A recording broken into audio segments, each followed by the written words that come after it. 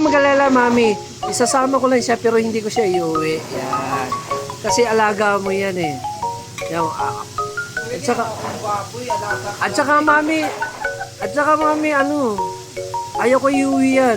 Malulugi yung bigas ko. Kalahating sako pa naman yun. Wala na. Pag inuwi ko to, baka ano na eh. Grabe ka sa akin. Tsaka shoutout din sa anak niya. Yan. Shoutout dito. Oh, shoutout sa pamilya mo. Sa Mama Lings. Shoutout sa Mama Ling. Kiche. Yan, tangkiligin. Ang giligin nyo. Masasarap ito. Ayan. Ayan si Mama Lings. Oh, ayan. Yan, braso pa lang yan. Ayan, kaya dyan lumalaki yung mga ka-idol yung ano niya dahil sa pagkaka-shake-shake na yan. Yan. Nagbubuhat pa po yun ng ano, ng isang sakong simento po yan. Yan. Yan, Mama Lings ko. Tapos yung spaghetti. Oy, masarap yung palabok niya. May chicharon. Masarap po to mga ka-idol.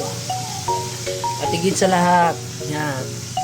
Yung pansit na pampahaba ng buhay. Siyempre kung wala yan, may bihon. Diba?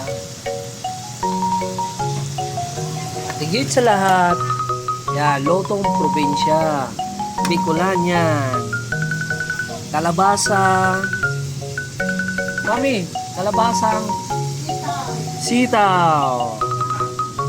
Na may gata. Okay? Siyempre, ang paborito ng bayan, ang quick-quick. Yeah.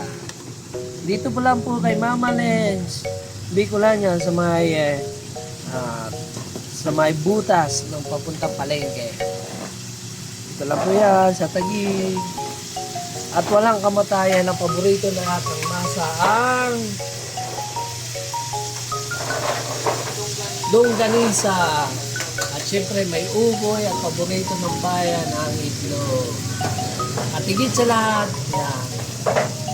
Tarantuge. Antuge, yan. Malaki po yan. Pwede panghampas po. Yan, o.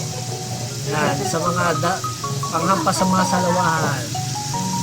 Yun lang po. Thank you. Thanks for watching. God bless Mama Len sa umaga ito.